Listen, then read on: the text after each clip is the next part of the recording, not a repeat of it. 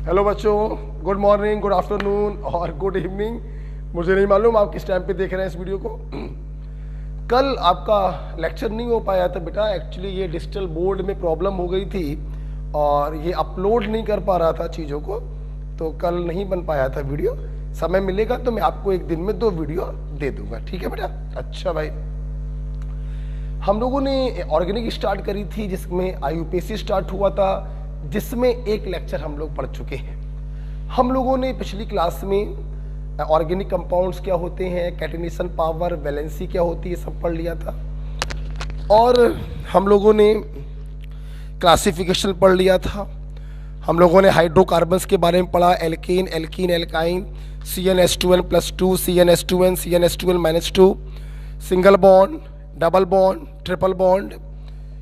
इसके बाद हम लोगों ने IUPAC नेम करना सीखा था, root word plus primary suffix. Root word हमें बताता है number of carbon atoms in principal chain और प्राइमरी सफिक्स हमें बताता है whether the chain is saturated और अनसैचुरेटेड। अगर सैचुरेटेड है, सारे बॉन्ड सिंगल हैं, तो हम लोग प्राइमरी सफिक्स लगाते हैं एन, और अगर वो अनसैचुरेटेड है, डबल बॉन्ड आने पर इन लगाते हैं और ट्रिपल बॉन्ड आने पर आइन लगाते हैं। रूट वर्ड भी मैंने लिखवाया होगा आप लोगों को, meth, eth, pro, but, pent, hex, hept, oct, non, dec, undec, dodec, tridec and so on. और भी लिखवाता था मैं, लेकिन उसकी अब जरूरत नहीं है। मैंने आपसे बोला कि मेरे भाई इसका IUPAC नाम कर दो, तो अपन कैसे पहचानेंगे कौन सा हाइड्रोकार्बन है? 6 दूनी 12, जस्ट डबल है, मतलब ये एल्कीन है। रूट वर्ड हो जाएगा हेक्स और प्राइमरी सफिक्स फिलहाल अभी हो जाएगा इन। IUPAC नाम इज हेक्सीन। हमारे बच्चों ने कुछ फ्यू पॉइंट देखे। फ्यू पॉइंट में सबसे पहले मैंने आपको होमोलोगस सीरीज बताया। ऐसी फैमिली जिनके अगल बगल वाले मेंबर्स में CH2 का डिफरेंस हो और फंक्शनल ग्रुप सेम हो, हम उन्हें कहते हैं होमोलोगस सीरीज। अगर आपसे बोला जाए C4H10O और C5H12O, क्या ये होमोलोगस है? हाँ, ये होमोलोगस है, CH2 का डिफरेंस है। लेकिन यही चीज अगर मैं खोल के बना दूं, ऐसे बना दूं, और इसको मैं, हाँ अभी भी ये क्या है? होमोलोगस है। लेकिन अगर मैं इसके स्थान पर चित्र ये बना दूं, तो अब क्या ये होमोलोगस होंगे? तो अब होमोलोगस नहीं होंगे। मैंने आपको हाइब्रिडाइजेशन निकालना सिखाया था sp3 - पाई रूल से। कार्बन ने जितने पाई बॉन्ड बनाए हैं उसको 3 में से माइनस करते जाइए, उसका हाइब्रिडाइजेशन आता जाएगा। Olefinic bond carbon carbon double bond को कहते हैं, बताया था बेटा। और acetylenic bond carbon carbon triple bond को कहते हैं, राइट बेटा। इसके बाद मैंने types of primary, secondary, tertiary और क्वाटरनरी कार्बन आपको बताया। एक कार्बन से कितने कार्बन लगे हैं, ये इस चीज को डिसाइड करता है। मैंने आपको छोटे छोटे सवाल भी कराए थे, प्यारे प्यारे सवाल कराए थे। उम्मीद करते हैं आपको वो सवाल अच्छे लगे होंगे और आप अच्छे से रिवाइज करके आए थे। क्या मैंने कोई HW दिया था? क्या दिया था? केमिकल बॉन्डिंग में, अच्छा, उतनी थ्योरी पढ़ लेना जितनी थ्योरी में फर्स्ट शीट सॉल्व हो जाए। क्या आप लोगों ने किया? आई होप आप लोगों ने किया होगा। केमिकल बॉन्डिंग में मैंने कहा था उतनी थ्योरी पढ़नी है जितनी थ्योरी में फर्स्ट शीट सॉल्व हो जाए। आई होप आप लोगों ने किया होगा। आगे बढ़ने से पहले आज का HW, पहला HW पीछे का काम है। केमिकल बॉन्डिंग में आपको वो थ्योरी पढ़नी है, उतनी थ्योरी पढ़नी है जितनी थ्योरी से शीट 2 सॉल्व हो जाए। ये पीछे का HW है।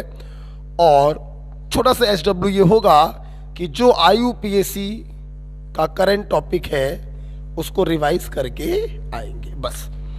ओके, इतना काम हमने आपको दिया है। अगली क्लास जो कल होगी उसके लिए, ठीक है। अब बच्चों मैं चालू करने जा रहा हूं आज की क्लास। हमें चौथा पॉइंट बेटा पढ़ना है। चौथा पॉइंट बेटा है एल्किल ग्रुप।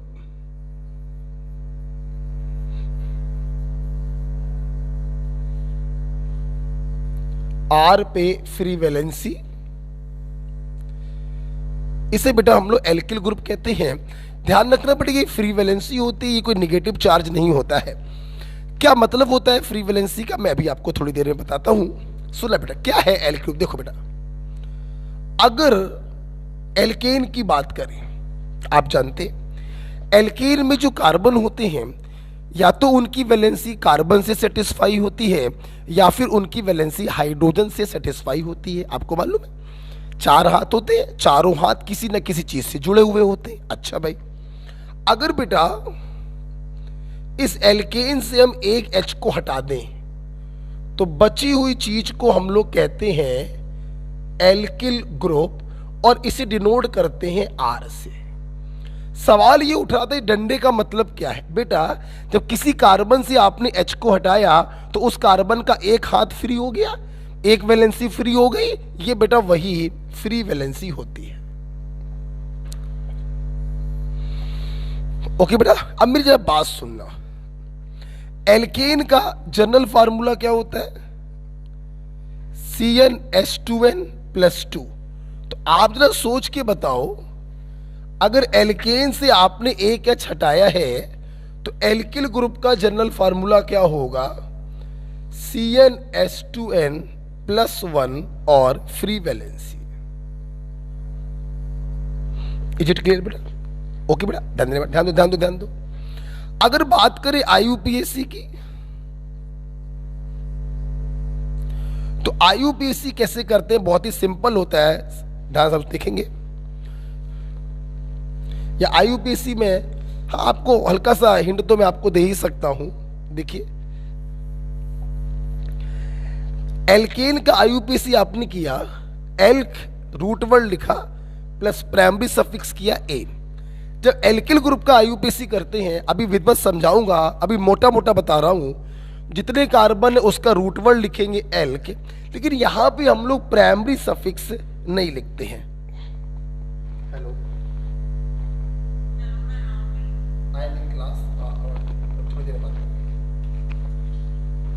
ओके बेटा, इधर देखो बेटा, हाँ यहां पे जब IUPAC नाम करते हैं तो रूट वर्ड अपन एल्क लिखते हैं, लेकिन प्राइमरी सफिक्स का इस्तेमाल हम लोग नहीं करते। क्यों नहीं करते, रीजन क्या है बेटा, आपको मालूम है कि सिंगल बॉन्ड को हम लोग फंक्शनल ग्रुप तो मानते ही नहीं है, उसकी पोजीशन दिखाने की जरूरत तो पड़ती नहीं है। तो इसका नाम हम लोग सिंपल क्या करते हैं, रूट वर्ड लिख देते हैं और प्लस कर देते हैं इल। ओके, तो इसका नाम हम लोग कैसे करते हैं, मैं आपको सिंपल भी बता रहा हूं, ज्यादा अंदर नहीं घुसेंगे, अभी अंदर घुसेंगे थोड़ी देर के बाद। इसका नाम सिंपल कैसे करेंगे, हम लोग रूट वर्ड लिख देते हैं और प्राइमरी सफिक्स नहीं लगाएंगे, सीधे लगा देते हैं हम लोग एल। ओके होगी बात? अच्छा बेटा सुनना, जिस प्रकार से आप एल्केन से H हटाने पर बची हुई चीज को एल्किल ग्रुप कहते हैं, उसी प्रकार से डियर आप एल्कीन या एल्काइन से अगर एक H हटाएंगे तो वहां पर भी कार्बन की वैलेंसी क्या हो जाएगी, फ्री हो जाएगी। अब देखना, तो इन ग्रुपों को हम लोग कहते हैं एल्क प्लस, यहां पे हम लोग प्राइमरी सफिक्स का इस्तेमाल करते हैं और प्लस कर देते हैं इल ग्रुप। सवाल ये उठ रहा कि यहां पे प्राइमरी सफिक्स का इस्तेमाल क्यों किया, बहुत ही आसान तरीका समझने का, डबल और ट्रिपल बॉन्ड को हम लोग मानते हैं फंक्शनल ग्रुप, तो उनकी पोजीशन बताना जरूरी होता है, इसलिए हम लोग यहां पर प्राइमरी सफिक्स का इस्तेमाल करेंगे, लेकिन यहां पर हम लोग प्राइमरी सफिक्स का इस्तेमाल नहीं करते, सिंपल रूट वर्ड और इल लगा देते हैं, जबकि यहां पर रूट वर्ड के साथ प्राइमरी सफिक्स भी लगाते हैं और प्लस इल कर देते हैं। राइट, लिख लिया आप लोगों ने? जल्दी देखिए बेटा। ओके, अब हम लोग एग्जाम्पल्स इसके देखेंगे, आप ये नेम अब लिखना मत। ओके, वो हम डिटेल में आपको समझाएंगे, अभी मैंने ऐसे आपको बता दिया है।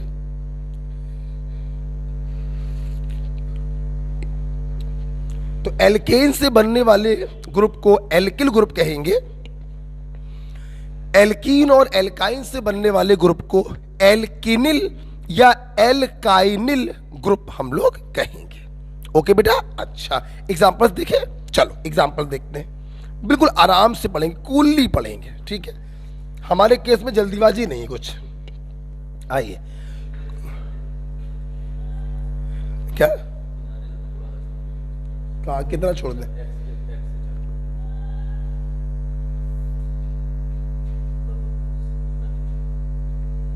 जाइए सही करिए जाके उसमें। चलिए ठीक है, आइए कुछ एग्जांपल्स देख लेते हैं हम लोग। जैसे सब लोग देखेंगे बेटा, मान लीजिए, ठीक है, मान लीजिए ये क्या है, एक कार्बन का एल्केन है, एक कार्बन का root word meth, primary suffix ane, methane नाम हो गया। मैंने क्या किया बेटा, मीथेन से एक एच को हटाया, तो ये जो ग्रुप बना इसका नाम क्या होगा, रूट वर्ड हो गया एल्क, और प्लस कर देंगे इल, नाम हो गया मैथिल ग्रुप, और शॉर्ट में इसको लिखते हैं ME। क्या लिखते हैं बेटा, ME। आप देख रहे हैं, हमने रूट वर्ड के साथ इल लगा दिया, प्राइमरी सफिक्स का इस्तेमाल नहीं करेंगे, तो मीथेन से बना एल्किल ग्रुप होगा मिथाइल ग्रुप या मैथिल ग्रुप। सिमिलरली हमने आपको ये दिया, ऑफ कोर्स 2 कार्बन का एल्केन है, इथेन होगा। हमने इससे H को हटाया, क्या हुआ, 2 कार्बन का एल्काइल ग्रुप प्राप्त हो गया, बोले तो इथाइल ग्रुप।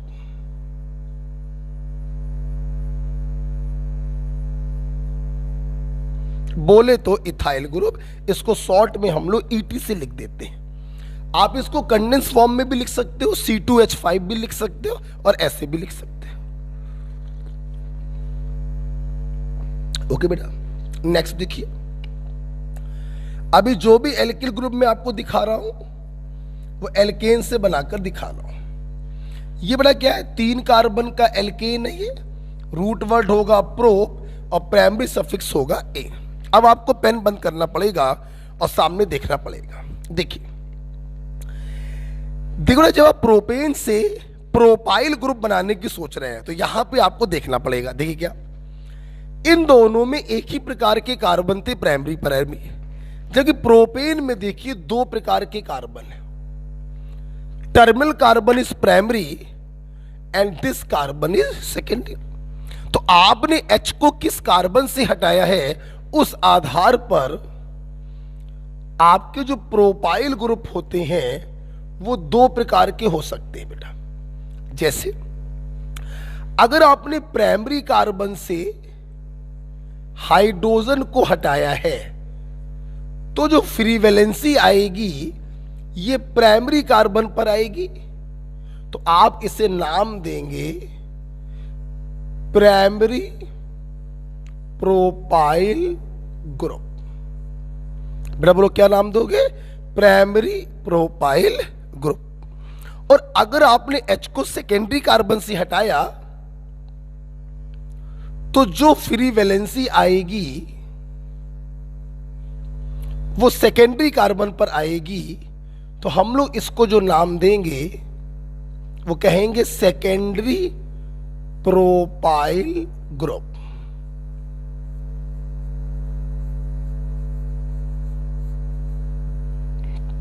ओके, तो बेटा जो प्रोपाइल ग्रुप होता है ना वो 2 प्रकार का पॉसिबल है, प्राइमरी प्रोपाइल भी पॉसिबल है और सेकेंडरी प्रोपाइल भी पॉसिबल है।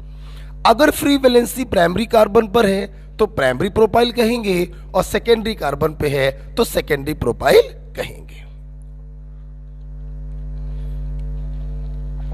ओके बेटा, लिख लिया।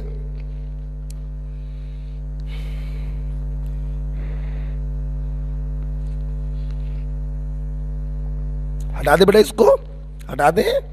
अच्छा बेटा आगे बढ़ते हैं, आगे बढ़ते हैं।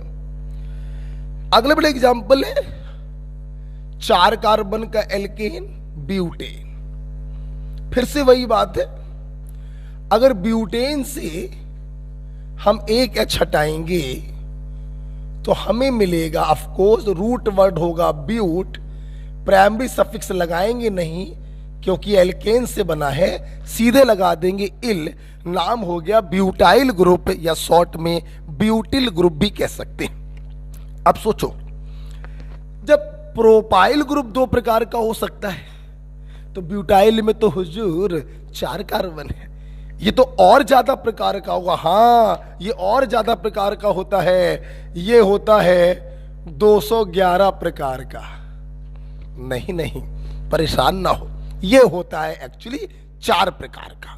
लर्निंग ट्रिक है 211। 211 का बड़ा मतलब क्या है, ये जो 4 प्रकार का होता है, उस 4 प्रकार में से 2 प्रकार के होते हैं प्राइमरी, 1 प्रकार का होता है सेकेंडरी और 1 प्रकार का होता है टर्सरी। मतलब ब्यूटाइल ग्रुप 4 प्रकार का है, जिसमें से 2 प्राइमरी बनते हैं, 1 सेकेंडरी बनता है और 1 टर्सरी बनता है।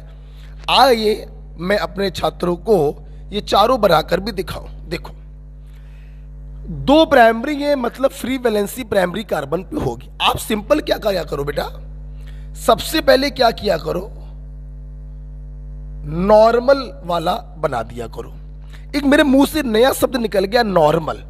ये नॉर्मल क्या होता है? देखिए, नॉर्मल शब्द हम तब इस्तेमाल करते हैं जब उस मॉलिक्यूल में कोई भी सब्स्टिट्यूएंट ना हो। जब आप नंबरिंग करें तो सारे कार्बन एक सीधी रेखा में आ जाएं, कोई भी कार्बन मिस ना हो पाए, ऐसे कंपाउंडों को कहते हैं नॉर्मल। अब देखिए, 1 2 3 4 सारे कार्बन आ गए, क्या कोई कार्बन छूटा? नहीं। तो what is this? This is normal. आप कुछ भी बना दो, कितना भी लंबा बना दो, ये क्या है? नॉर्मल। 1 2 3 4 5 6 7। लेकिन कहीं पर अगर ऐसे कर दिया आपने, अब ये नॉर्मल नहीं है। 1 2 3 4 ऐसे करोगे तो ये छूट गया, 1 2 3 4 5 6 7 ऐसे करोगे तो ये छूट गया, तो ये नॉर्मल नहीं कहलाएगा। नॉर्मल का मतलब होता है सारे कार्बन काउंट हो जाएं एक सीधी रेखा में। ठीक है, अब देखना बेटा, आपने ये नॉर्मल वाला प्राइमरी बना दिया फ्री वैलेंसी प्राइमरी कार्बन पे। अच्छा भाई, यार ट्रिक कहती है कि प्राइमरी वाले 2 बनेंगे। अब देखना, अगर मैं इस कार्बन को जो अभी इससे लगा है तोड़कर इस कार्बन पे लगा दूं तो भी रहेगा तो प्राइमरी ही, लेकिन चेन बदल जाएगी, कंपाउंड बदल जाएगा। तो मैंने इसको तोड़कर इस वाले पे लगा दिया। आप देखिए, अभी भी ये क्या है? प्राइमरी। ये भी प्राइमरी ब्यूटाइल है, ये भी प्राइमरी ब्यूटाइल है, 2 प्रकार के प्राइमरी बन गए। अब क्या बनाना है? सेकेंडरी। अगर इसको आगे बढ़ा के यहां लगा दें तो फ्री वैलेंसी सेकेंडरी कार्बन पर हो गई। ये क्या बन गया? सेकेंडरी ब्यूटाइल बन गया। एक क्या बनाना था? टर्सरी। अगर इसको तोड़ के इस पे लगा दें तो आप देखिए टर्सरी कार्बन पर फ्री वैलेंसी आ गई, तो ये कौन सा बन गया? टर्सरी। ओके बेटा, बिल्कुल आराम से। तो ब्यूटेन से जब H हटाया, ब्यूटाइल ग्रुप बना। ब्यूटाइल ग्रुप 4 प्रकार का होता है। लर्निंग ट्रिक है 211।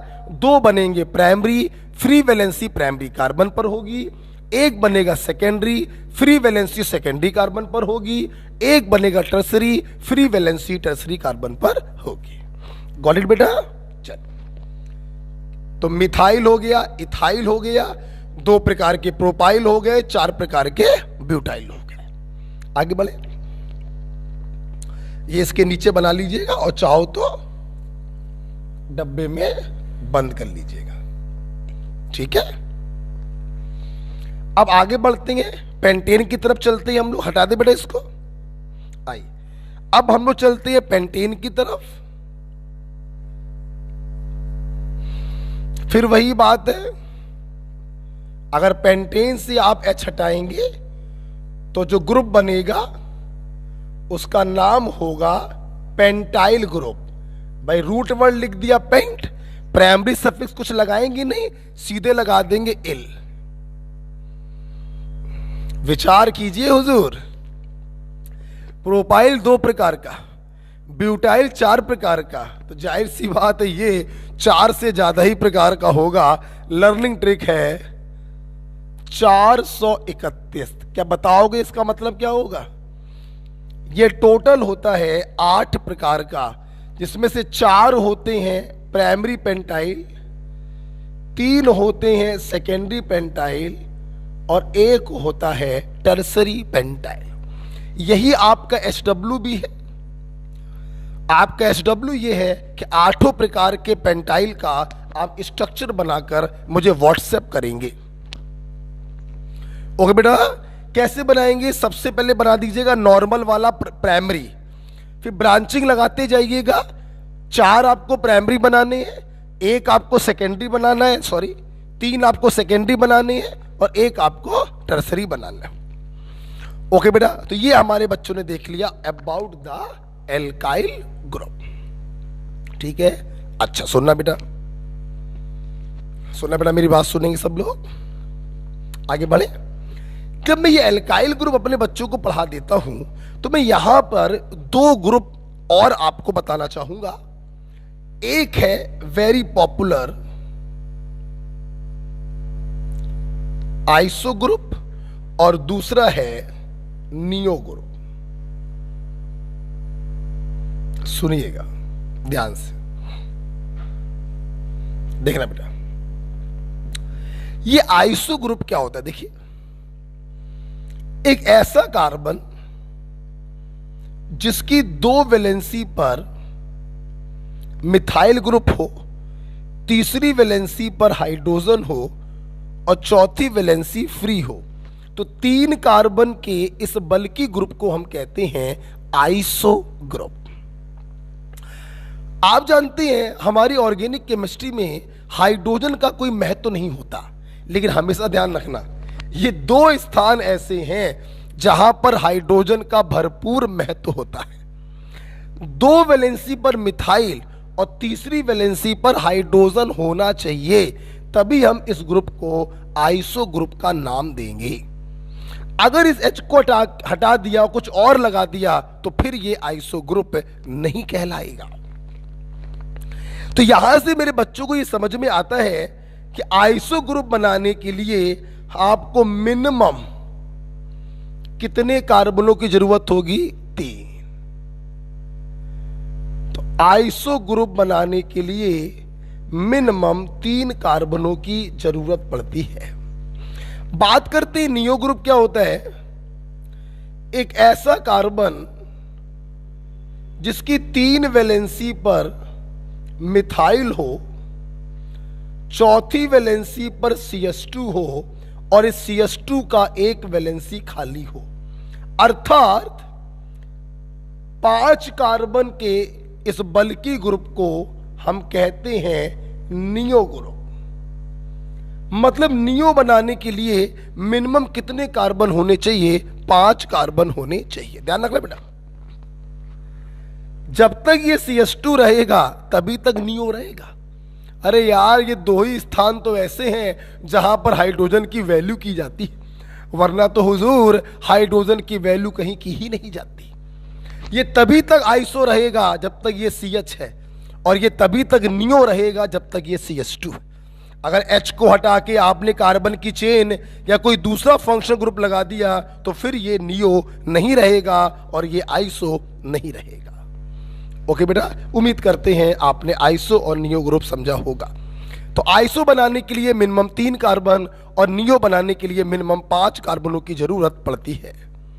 ओके, लिख लिया है? अच्छा, आओ बेटा देखते हैं। ये हो गया, आइसो हो गया, नियो हो गया। जब देखते हैं हमारे स्टूडेंट क्या कर पाएंगे। आइए एक क्वेश्चन दे देते हैं। आइडेंटिफाई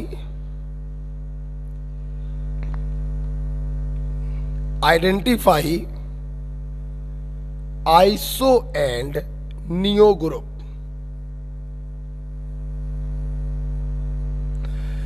आइडेंटिफाई आइसो और नियो ग्रुप, देखते हैं कितने बच्चे पहचान पाएंगे।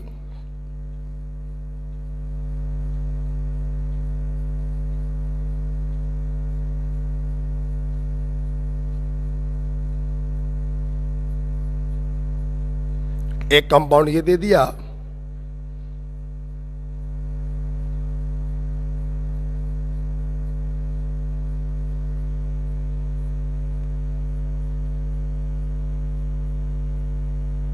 एक कंपाउंड ये दे दिया,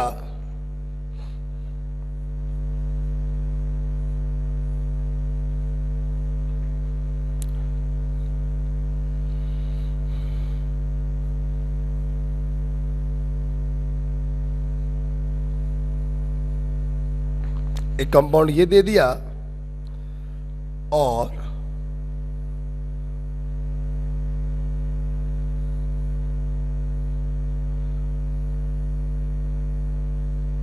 एक कंपाउंड ये दे दिया। मैंने आपसे पूछा आइसो और नियो ग्रुप को आइडेंटिफाई करिए। आइसो आप समझ गए होंगे, CH3 CH CH3 is iso. Neo क्या है? CH3 CH3 CH3 C CH2 is neo. आप देख सकते हैं पहले वाले के पास आप लोगों को CH3 CH CH3 दिखाई पड़ रहा होगा, दिखाई पड़ रहा है? बताओ तो ये कौन सा ग्रुप हो गया? ये आपका आइसो ग्रुप हो गया। ठीक, क्या नियो ग्रुप है? नहीं। CH3 CH3 CH3 C CH2 चाहिए है, जबकि ये CH है। मतलब यहां पर नियो ग्रुप नहीं है, सिर्फ आइसो ग्रुप उपस्थित है। ओके, यहां पर आइए, क्या है यहां पर देखिए, CH3 CH CH3 एक आइसो ग्रुप ये है, और CH3 CH CH3 एक आइसो ग्रुप ये है। Am I right? यहां पर आइए, आप देख सकते हैं CH3 CH CH3। आप ध्यान से देखिएगा, इसके पास H होगा, 3 वैलेंसी भरी है, चौथे पर H होगा। तो CH3 CH CH3 यहां ये कौन सा ग्रुप है? आइसो ग्रुप है। ये देखिए CH3 CH3 CH3 C और ये रहा CH2। ध्यान से देखें तो ये कौन सा ग्रुप है? ये नियो ग्रुप है। कौन सा ग्रुप है? ये नियो ग्रुप है। Am I right? इसके पास CH2 होगा, हाँ होगा, 2 कार्बन पे वैलेंसी भरी हुई है, तो रिमेनिंग 2 पर हाइड्रोजन होगा। अच्छा बेटा, अब जरा यहां पर आइए। अगर बेटा यहां पर देखें, अगर आपको ये ऐसे समझ में नहीं आ रहा है, तो क्या मैंने अपने बच्चों को खोलना नहीं सिखाया है? सिखाया है। CH3 का होल क्यूब का मतलब है कि इस कार्बन पर 3 CH3 ग्रुप लगे होंगे। अच्छा, सिंगल बॉन्ड CH2 होगा, सिंगल बॉन्ड CH3 होगा।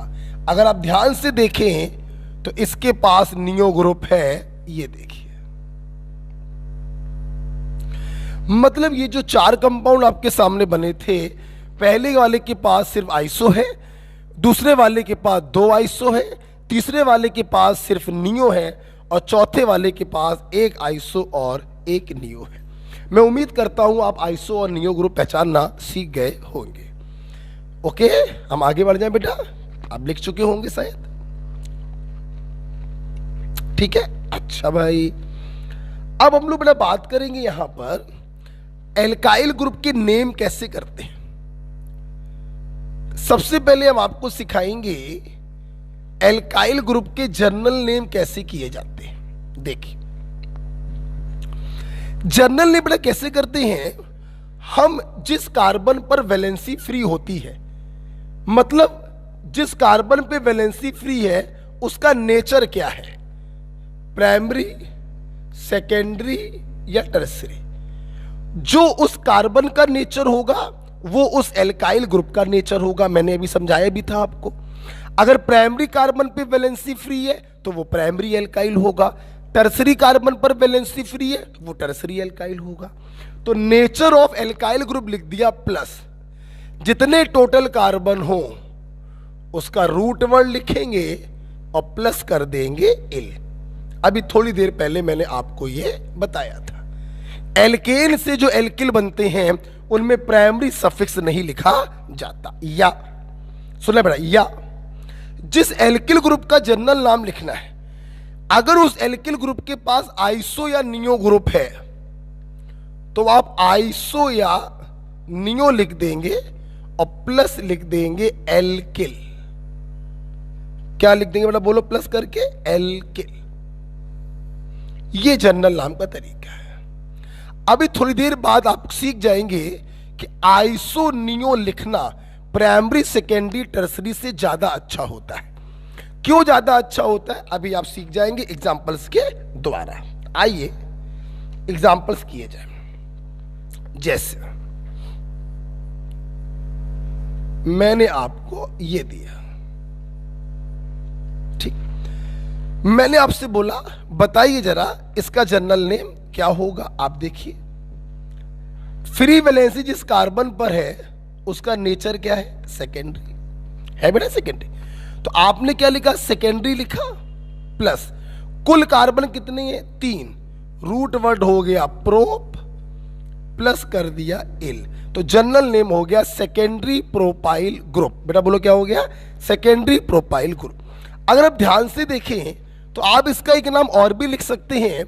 आपको इसमें आइसो ग्रुप दिखाई पड़ रहा है तो आप इसका नाम ये भी लिख सकते हैं आइसो प्रोपाइल ग्रुप। बेटा बोलो क्या लिख सकते हैं, आइसो प्रोपाइल ग्रुप।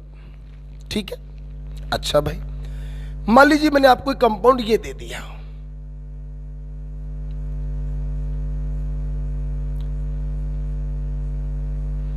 एक ये एल्किल ग्रुप दे दिया। मैंने आपसे पूछा भाई इसका आईयूपीएसी नाम बताइए, फिर देखिए सॉरी जनरल नाम बताइए। जिस कार्बन पे वैलेंसी फ्री है उसका नेचर क्या है, टर्सरी।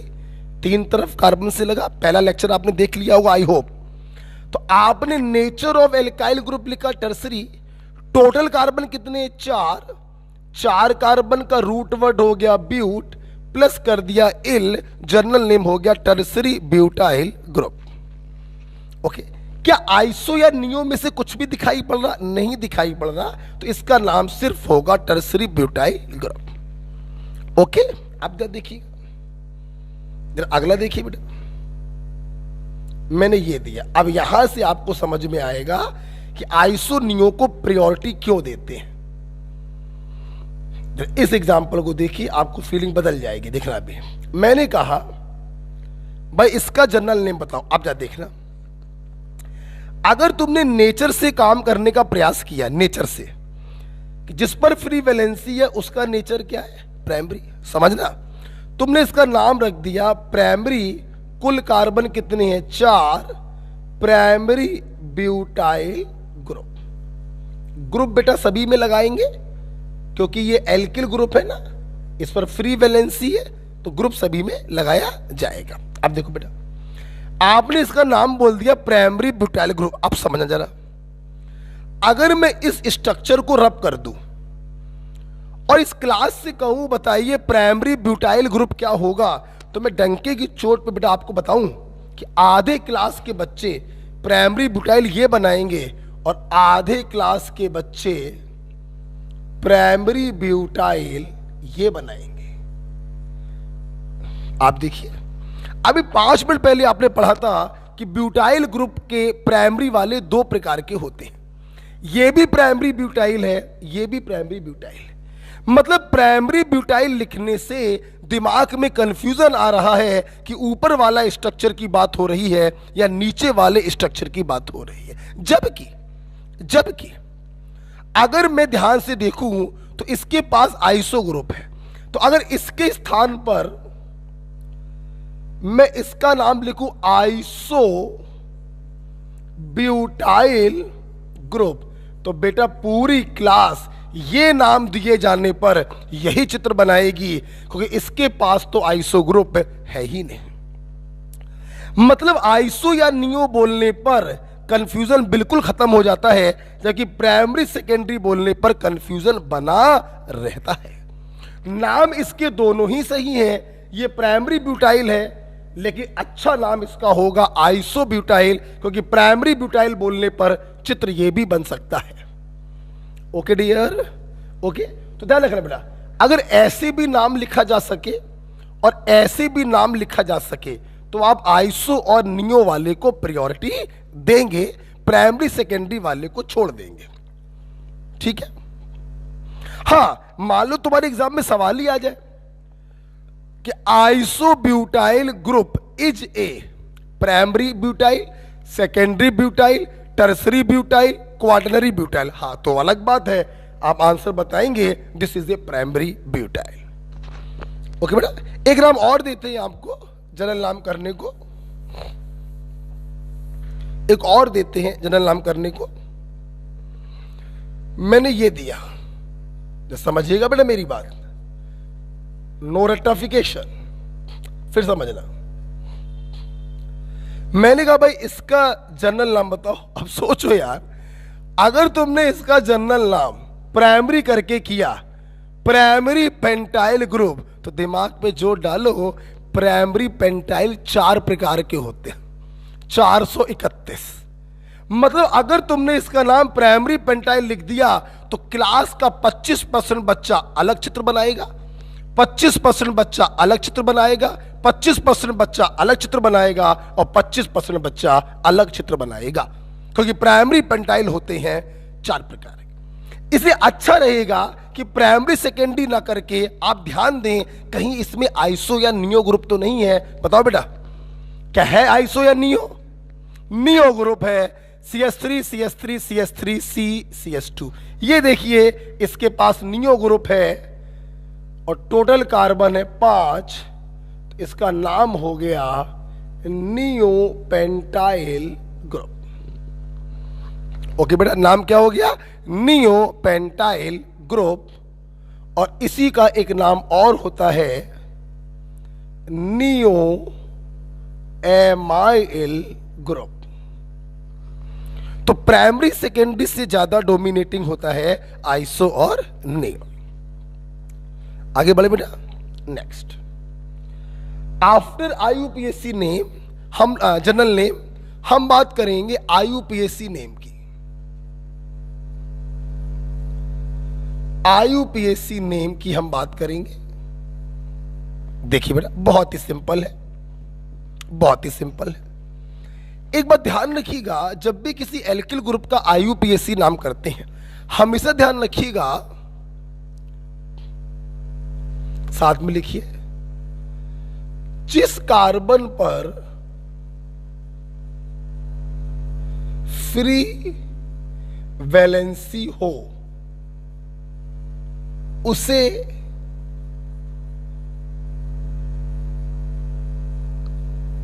एक नंबर देते हुए लॉन्गेस्ट चेन,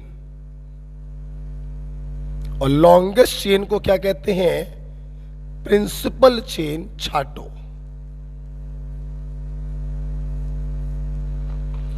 जिस कार्बन पर फ्री वैलेंसी हो उसे एक नंबर देते हुए लॉन्गेस्ट चेन प्रिंसिपल चेन छाटो। ओके, ध्यान सब देखेंगे।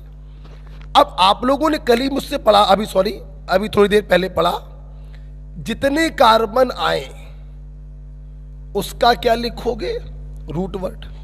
क्या लिखोगे? Root word. ध्यान देना, प्लस करेंगे प्राइमरी सफिक्स। ध्यान रखिएगा, प्राइमरी सफिक्स एन भी होता है, इन भी होता है और बोलो आइन भी होता है। और मैंने अभी अभी आपको पढ़ाया कि एन वाला प्राइमरी सफिक्स एल्किल ग्रुप में इस्तेमाल नहीं किया जाता। अगर एल्केन से कोई एल्किल ग्रुप बना है तो रूट वर्ड लिखने के बाद सीधे हम लिख देते हैं इल। बेटा बोलो क्या लिख देते हैं? इल। लेकिन एल्कीन या एल्काइन से अगर कोई एल्किल ग्रुप बना है तो ऑफ कोर्स आपको प्राइमरी सफिक्स इन या आइन भी लिखना पड़ेगा। तरीका वही होता है, root word plus primary suffix plus कर देते हैं इल। ओके, एक नंबर किसको दोगे? जिस पर फ्री वैलेंसी है और लॉन्गेस्ट चेन छाटोगे। याद करिए मैंने हाइड्रोकार्बन के नाम भी ऐसे ही लिखवाए थे, root word plus primary suffix. वहां पर इल नहीं था। वहां पर इल क्यों नहीं था? क्योंकि हाइड्रोकार्बन की सारी वैलेंसी सेटिस्फाई होती हैं आइदर कार्बन से और हाइड्रोजन से।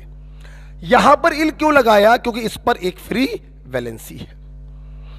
प्राइमरी सफिक्स में ध्यान रखना, इन आइन का इस्तेमाल होता है लेकिन एन का आइन इस्तेमाल नहीं होता। ओके, आइए देखते हैं, कुछ एग्जांपल्स करेंगे। एक दो मैं कर देता हूं फिर आप करिएगा, ठीक है? जैसे मान लो मेरे भाई मैंने ये दिया, ये बेटा मैंने ये दिया है।